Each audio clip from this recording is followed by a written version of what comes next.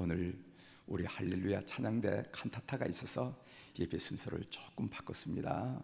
칸타타의 많은 은혜를 받기를 바라면서 오늘 말씀의 주제는 지금 여기서 부활의 삶을 삽시다 하는 그런 주제의 말씀을 통해서 함께 은혜를 나누고자 합니다. 먼 훗날이 아니라 지금 여기 이 자리에서 부활의 놀라운 삶을 사는 우리 교우들이 되기를 주의 이름으로 축원합니다. 저는 어렸을 때 시골에서 자랐어요. 강원도 농촌 마을에서 자랐습니다. 시골은 어린이들을 위한 특별한 공간, 놀이터가 없습니다. 온 세상이 놀이터였어요. 특별히 뒷동산 그리고 앞 시냇가가 우리가 즐겨 찾는 놀이터였습니다. 뒷동산, 저희 집 뒷동산에는 뭐가 있었냐면은 예쁜 쌍둥이 묘가 있었어요. 쌍둥이 묘. 봄철에 대해서 가끔 올라가 보면은 거기에 허리가 굽어진 할미꽃이 예쁘게 났습니다. 자주제 갈미꽃 여러분 아시죠? 너무 예뻐서 꺾지 못하겠더라고요. 그런 예쁜 그 할미꽃이 있는 그런 묘였습니다. 그 쌍둥이 묘 앞에는 상석이 있었는데, 상석은 제물을 들 때 쓰는 그 반반한 것을 말하지 않아요? 그 상석에서 우리들이 어린 시절에 소꿉장난을 하면서 아주 재밌게 놀았던 그런 기억이 있습니다. 그렇게 행복하고 즐거운 공간이었지만은 밤에는 가지 않았어요. 왜냐하면 밤에 가면은 그 무덤에서 귀신이 나올 것 같아서 그게 근접하지 않았습니다. 얼씬거리지도 않았어요. 오늘 성경에 보면은 세 여인이 예수님의 무덤을 찾는 장면이 나옵니다. 그 세 여인이 바로 누구냐면은 막달라 마리아, 야고보의 어머니 마리아, 그리고 살로메라는 이 세 여인이었어요. 이 세 여인이 안식일을 지난 첫날, 오늘 주일 새벽이 되겠죠. 그 새벽 일찍이 그 무덤을 찾았습니다. 그 무덤을 찾은 사연이 있습니다. 그 사연이 무엇인가 하면은, 상황을 뒤집어 보면은요, 예수님께서 참으로 무력하게 십자가에 달려 돌아가고 마셨어요.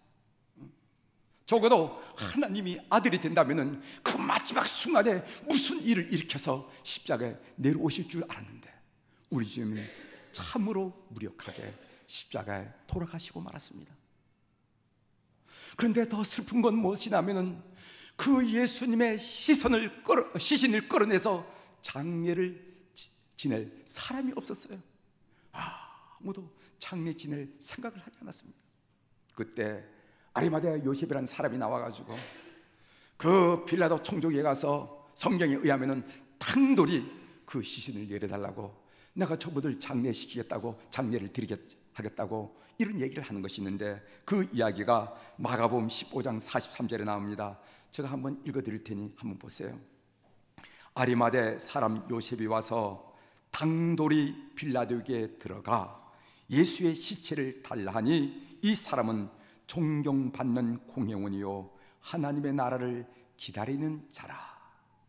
여기 당돌하다 하는 표현인데, 이 당돌하다는 이 헬라의 의미는 뭐냐면은 위험을 무릅쓰고 모험을 한다, 그런 의미예요. 빌라도가 시신을 내줄지 안 줄지 모릅니다. 그렇지만은 아리마대 모든 탕돌이 들어가서 예수님의 시신을 내려달라고 인수한 것을 보게 됩니다. 예수님의 시신을 인수받은 아리마대 요셉이 어떻게 하냐면은 세마포로 대충 싸가지고 자기 소유의 동굴 무덤에 안치한 후에 돌을 굴려 무덤 문을 막았습니다. 그런데 이 초라한 장례를 지켜본 여인들이 있었어요. 예수님의 시신을 십자가에서 내려오고 시신을 인계받고 그리고 세마포에 사서 자기 소유의 그 동굴묘에 하는 것, 그 전체 과정을 본 여인들이 있었는데, 그 여인이 바로 누구냐면은 오늘 나왔던 막달라 마리아, 야고보의 어머니 마리아, 그리고 살로메라는 여인이었습니다. 그 모든 초라한 장례식을 보면서 이 여자들의 마음이 너무도 아팠습니다. 왜냐하면은 가시면류관에 찍히시고 못에 찍히시고 창에 찔리시고 채찍으로 어려운 그 시신을 그 만신창이 된 시신을 그대로 무덤에 던지듯이 방치하는 모습을 봤거든요. 그래서 이 여인이 우리마저 이러면 안 되겠다 하고 향품을 사고 예수님께 염을 하고 싶은데 그날이 바로 안식일이기 때문에 안식일에는 일을 할 수가 없기 때문에 그 주일 새벽, 그 다음날 새벽에 일찍이 무덤을 찾아갔던 것입니다. 여러분, 무덤이 주는 이미지가 무엇입니까? 무덤은 아무리 호화롭다 하더라도, 아무리 화려하더라도, 호화분묘라 하더라도 그 자리는 슬픔의 자리고 눈물의 자리고 사별의 자리입니다. 무덤은 사자와 죽은 자, 산자와 죽은 자를 가르는 자리예요. 성경에 보면은 이렇게 살아있긴 살아있으나 무덤처럼 산 사람이 많이 나옵니다. 저거 몇 사람 예를 들어보겠습니다. 하나는 창세기에 나오는 아브라함의 아내 사라라는 여인이에요. 이 여인은 잉태하지 못한 여인이 아닙니까? 그래서 슬픔이 만성화된 여인이었고 한숨이 들숨 날숨이 된 여인이었습니다. 안준이라는 이름은 가졌지만 모든 집안 사람들이 무시하고 심지어 종까지 무시하는 그런 죽음의 삶을 살았습니다. 뿐만 아니라 여러분, 성경에 나타온 나병 환자들도 마찬가지요. 그들은 살아있으나 죽음의 삶을 살았습니다. 무덤 같은 삶을 살았습니다. 나병 환자가 나병이 들게 되면은요, 가족들로부터 살아난 가족들로부터 강제적으로 격리되어 살았습니다. 격리된 공동체에 산 사람들, 그들은 살았으나 무덤을 살았던 사람이에요. 여러분, 우리 주님 당시에 베데스다 연못가 38년 된 그런 환자가 있었는데 이 38년 된 환자도 그는 살아있으나 무덤을 산 사람이라 이렇게 38년 동안 희망 고문에 시달려서 이미 무덤이 되어버린 삶, 이것이 바로 38년 된 그 환자였습니다. 성경에만 이런 사람이 있는 것이 아닙니다. 이 땅에 살아가고 있는 청년들도 마찬가지입니다. 우리는 그들을 엠포 시대라고 이야기하고 그들 스스로도 그렇게 이야기하고 있어요. 여러분, 엠포 시대란 말은 무슨 말인가 하면은 포기할 것이 너무 많아서 쉴 수 없다라는 그런 의미라는 거예요. 기존 삼포 시대는 연애, 결혼, 출산을 포기했다, 이 세 가지를 포기했다가 해서 삼포 시대로. 그 다음에 오포 시대란 말이 있습니다. 이 오포 시대는 이 삼포 시대 더하기 집 마련하는 거, 인간관계를, 친구를 사귀고 인간관계를 맺는 거, 이거 포기했다고 해서 오포 시대라고 했어요. 칠포 시대란 말인데 이 칠포 시대라는 거기 오포에다가 꿈과 희망을 포기했다, 그래서 칠포 시대로. 엠포 시대라는 것은 모든 것을 포기한 시대를 보고 엠포 시대라 이렇게 얘기했습니다. 우리가 눈에 보이는 동그란 무덤만이 무덤이 아닙니다. 우리 삶에 희망이 없다면은, 우리 삶에 내일이 없다면은, 우리 삶에 살아갈 이유가 없다면은 그는, 그 자리는 무덤이고 그는 죽음의 삶을 사는 것이라 이렇게 말할 수가 있을 것입니다. 여인들이 무덤에 다다르자 무덤 문을 막고 있던 돌문이 굴러져 있습니다. 여인들이 깜짝 놀랐습니다. 조심스럽게 무덤 안으로 들어가자 처음 보는 청년이 앉아 있었습니다. 흰옷을 입었다고 했으니까 그 청년은 아마 천사였던 것입니다. 그 청년이 그 여인들을 향해서 이렇게 말해요. 6절 한번 같이 읽어보도록 하겠습니다. 6절, 청년이 이르되, 시작. 청년이 이르되 놀라지 말라. 너희가 십자가에 못 박히신 나사렛 예수를 찾는구나. 그가 살아나셨고 여기 계시지 아니하니라. 보라, 그를 두었던 곳이니라. 아멘. 예수님이 살아나셨다는 것입니다. 예수님이 부활하셨다는 것입니다.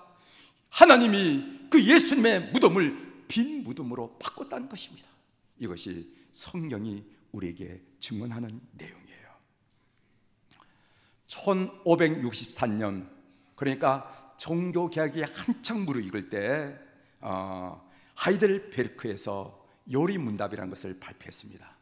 하이델베르크 요리문답에 의하면은, 그 제45조에 의하면은 부활의 유익을 이렇게 정리를 했습니다. 세 가지 유익인데 한번 제가 말씀을 드리겠습니다. 첫째, 그리스도는 부활로서 죽음을 이기셨으며 죽으심으로써 얻으신 의에 우리로 참여하게 하신다. 둘째, 그의 능력으로 말미암아 우리도 이제 새로운 생명으로 다시 살아났다. 셋째, 그리스도의 부활은 우리의 영광스러운 부활에 대한 확실한 보증이다. 이렇게 하이델베르크 요리문답에서 예수님의 부활을 정리를 했습니다. 전 이 하이델베르크 요리문답을 중심으로 오늘 여러분들에게 메시지로 예수 부활의 의미 세 가지를 말씀을 드리려고 합니다. 하나는 예수님의 역사적이고 객관적인 부활을 믿자. 이게 첫 번째고, 두 번째로는 우리의 현재적 부활을 믿자. 세 번째로는 장래 우리 주님이 재림하실 때 우리 모두가 부활할 것을 믿자. 이 부활의 세 가지 의미를 여러분들에게 나누려고 하는데, 오늘 이 부활절 아침에 여러분 이 믿음이 확고하게 여러분 심령에 자리잡기를 주의 이름으로 축원합니다. 첫 번째로 예수님의 역사적인 사실로서의 부활을 믿습니다. 예수님의 부활은요, 객관적이고 역사적인 사실이었습니다. 요즘 신문 방송에서 가끔 여러분들 이것은 팩트입니다, 이것은 팩트가 아닙니다, 이런 얘기를 하는데, 예수님의 부활은 팩트라, 이런 이야기입니다. 예수 그리스도의 부활을 목격한 수많은 증인들이 존재했습니다. 그래서 바울 사도는 고린전서 15장 5절 이하에 이렇게 말씀하셨어요. 게바에게 보이시고 후에 12 제자에게와 그 후에 500여 형제에게 일시에 보이셨나니 그 중에 지금까지 대다수는 살아있고 어떤 사람은 잠들었으며 그 후에 야고보에게 보이셨으며 그 후에 모든 사도에게와 맨 나중에 만삭되지 못하여 난 자 같은 내게도 보이셨느니라. 바울 사도가 무엇을 증인하는가 하면은 그 당시에 대다수의 예수 부활을 목격하고 체험한 사람들이 살아있기 때문에 예수 그리스도의 부활을 못 믿는다는 것은 그건 말도 안 된다, 일 수 없는 일이다, 이렇게 얘기합니다. 아무개도 지금 살아있지 않은가? 아무개도 예수님의 부활을 보는데 살아있지 않은가? 베드로도 살아있지 않은가? 하면서 지금 대다수가 예수님의 부활한 것을 목격하고 체험했기 때문에 예수 그리스도의 부활을 못 믿는다는 것은 그건 말도 안 돼. 지금 이런 이야기를 고린도전서 15장에서 우리에게 하고 있는 것입니다. 예수님께서 죽은 자 예수 그리스도를 부활시킨 것은 그것은 이해 문제가 아니라 믿음의 문제임을 여러분들이 아시길 바랍니다. 목사님, 이해가 안 돼요. 어떻게 죽었던 사람이 살아날 수가 있습니까? 전 이해가 안 돼요. 예수님의 부활은 이해 문제가 아니라 믿음의 문제라는 것을 기억하십시오. 여러분, 과거서 이제까지 예수님의 빈 무덤을 도저히 이해할 수 없다는 그런 사람들이 많이 있습니다. 그래서 과거에는요, 예수님의 빈 무덤은 제자들의 예수님의 시신을 훔쳐갔기 때문에 일어난 현상이다, 이렇게 말한 사람도 있어요. 또 예수님이 진짜 죽으신 것이 아니라 기절을 하셨는데 그 시원한 그 무덤에 있다가 깨어나신 것이다, 이렇게 설명하고 주장하는 사람도 있습니다. 왜 그렇습니까? 그들은 죽은 자를 살릴 수 있는 하나님의 능력을 믿지 못하기 때문에 그렇어요. 하나님의 능력을 믿지 못하면요, 예수 그리스도의 부활을 우리가 받아들일 수 없습니다. 사랑하는 교회 여러분, 예수님의 부활을 객관적인 역사적 사실로 받아들이는 믿음을 갖게 되기를 주의 이름으로 축원합니다. 두 번째 우리가 함께 나누고 싶은 내용은 뭐냐면은 우리의 현재적인 부활을 믿습니다 하는 그런 내용입니다. 예수님의 부활을 믿게 되는 그 믿음만 있으면 우리에게 놀라운 부활의 삶을 살아야 되는 그 펼쳐지는 것을 우리가 신앙적으로 경험하게 됩니다. 예수님의 무덤이 빈 무덤이 되었다면 우리의 삶의 무덤도 빈 무덤이 될 수가 있습니다. 세계적인 신학학자인 니콜라스 토마스 라이트라는 사람이 이런 이야기했어요. 초대교회 때는 죽음 이후의 세계에서 누리는 부활보다는 이 땅에서 다시 일어남으로써의 부활을 강조했다. 초대교회 성도들은 예수님이 재림 때 부활한 것보다도 지금 현재 이 땅에서 다시 일어남, 그분은 업스탠딩이라고 했어요. 다시 일어남으로써의 부활을 강조했다는 것입니다. 이런 의미에서 제자들은 부활했어요. 웅크리고 두려움으로 숨어져 있던 사람이 예수 그리스도의 부활을 믿게 되자 그들은 문을 박차고 세상에서 우뚝우뚝 세워지는 것을 성경이 증언하고 있습니다. 의심 많은 도마에게 우리 주님은 그의 손을 보이시고 그의 창자국 나는 허리를 보이시면서 그 의심의 자리에서 도마를 일으킨 것을 우리가 성경을 보게 됩니다. 예수님을 3번 부인하고 고향 갈릴리 바다에서 숨어버린 베드로를 찾아가셔서 예수님은 그 베드로를 내 양을 먹이라는 새 사명의 자령으로 이끌으시는 것을 우리가 성경에 볼 수가 있습니다. 그리고 슬픈 얼굴로 엠마오로 내려가는 제자들을 쫓아가셔서 꺼져가던 그들 심령에 은혜의 불씨를 일으킨 것을 우리가 성경을 통해서 볼 수가 있습니다. 기독 작가인 브레넌 매닝은 이런 이야기를 했어요. 기독교 신앙의 가장 근본적인 요구는 예수 그리스도의 현존하는 부활의 예라고 대답하는 것이다.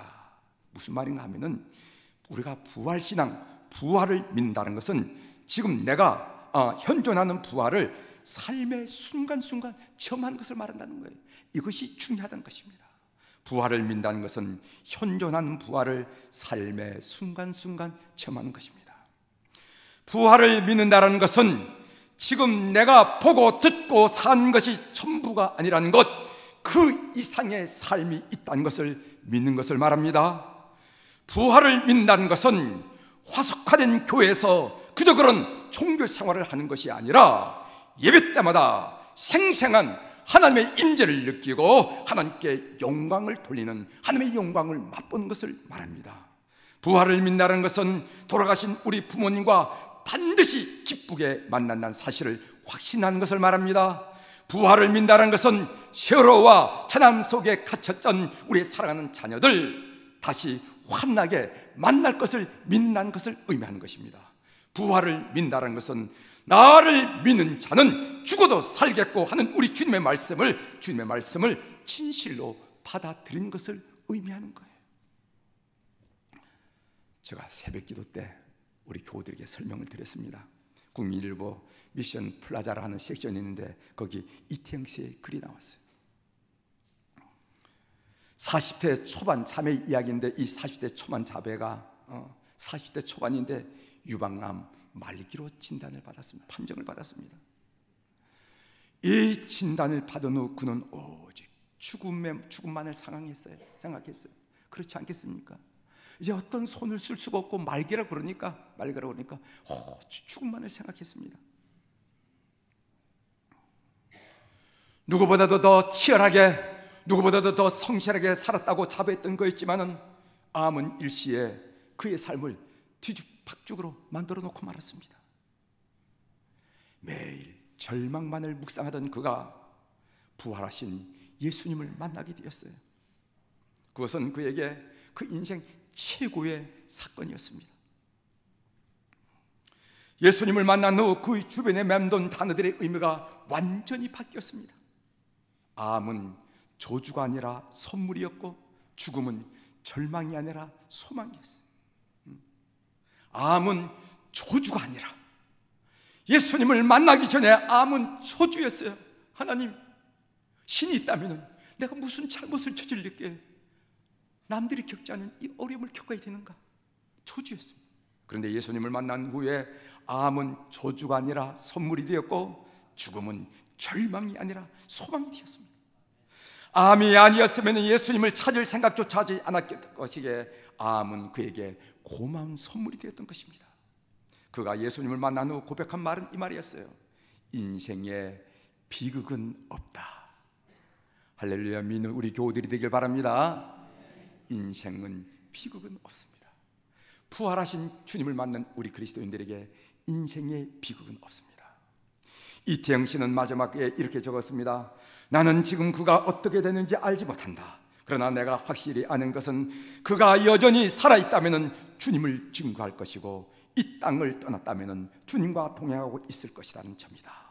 이렇게 고백했어요. 사랑하는 교회 여러분, 오늘 또 우리 부활하신 예수님은 성령님을 통하여 성도들을, 주의 백성들을 일으켜 세우십니다. 하루 40여 명이 자살하고 70만 명이 불면증으로 시달리고 우울증이 보편화되고 일반화되던 이 한국 땅에 그 무엇보다 필요한 것은 부활하신 우리 주님이라고 믿습니다. 예수님의 부활을 믿음으로 지금 여기에서 다시 일어나는 업스탠딩하는 그 놀라운 일을 매일매일 새롭게 체험하는 우리 성도들의 가정 삶이 되기를 주의 이름으로 축원합니다. 세 번째로 예수님의 재림시 영광의 부활을 믿습니다. 아멘. 예수님의 부활은 재림 때 성도들의 부활의 예표라는 것입니다. 데살로니가전서 4장 16절 17절에 보면 바울 사도가 선포합니다. 주께서 호령과 천사장의 소리와 하나님의 나팔 소리로 친히 하늘로부터 강림하시리니 그리스도 안에서 죽은 자들이 먼저 일어나고 그 후에 우리 살아남은 자들도 그들과 함께 구름 속으로 끌려올려 공중에서 주를 영접하게 하시리니 그리하여 우리가 항상 주와 함께 있으리라. 아멘. 성도들은 예수님이 재림하실 때 부활하여 주님을 영접하게 될 것을 소망해야만 됩니다. 이게 그리스도입니다. 그래서 바울 사도는 예수 그리스도의 부활을 뭐라고 표현하냐면 부활의 첫 열매라 이렇게 말했어요. 고린도전서 15장 20절에 보면은 그러나 이제 그리스도께서 죽은 자 가운데서 다시 살아나서 잠자는 자들의 첫 열매가 되셨도다. 첫 열매. 여러분, 첫 열매 우리는 다 압니다. 첫 열매가 열리면은 그 열매의 뒤를 이어서 많은 열매가 맺는다는 것을 우리가 압니다. 우리가 복숭아 묘목을 사왔는데 3년 동안 길렀는데 어느 순간 열매가 열렸어요. 여보, 열매가 열렸어요. 얘들아, 열매 봐라, 열매. 왜 우리가 기뻐합니까? 그 복숭아 나무에서 오늘 그리고 내일 그리고 내년에 많은 열매가 맺힐 것을 우리가 알기 때문에 그렇게 기뻐한다는 것입니다. 예수님을 부활시킨 하나님의 능력이 똑같이 우리 속에도 역사할 줄 믿습니다. 그래서 어떤 영어 번역에는 이 첫 열매를 뭐라고 표현하냐면 보증이라 이렇게 표현해서 보증이라. 예수님의 부활은 우리의 부활을 보증한다는 것입니다. 이제 말씀을 마치겠습니다. 사랑하는 교회 여러분, 부활을 믿는다라는 것은 예수님의 부활을 객관적인 역사적 사실로 받아들이는 믿음을 말합니다. 부활을 믿는다는 것은 현존하는 부활을 지금 여기서 체험한다는 것을 말합니다. 부활을 믿는다는 것은 재림 때 우리가 부활하고 휴가하여 우리 주님을 영접하게 될 것이라 라는 것을 믿는다는 것을 말합니다. 저에게, 우리 교우들에게 이런 부활신앙이 충만하기를 주의 이름으로 축원합니다.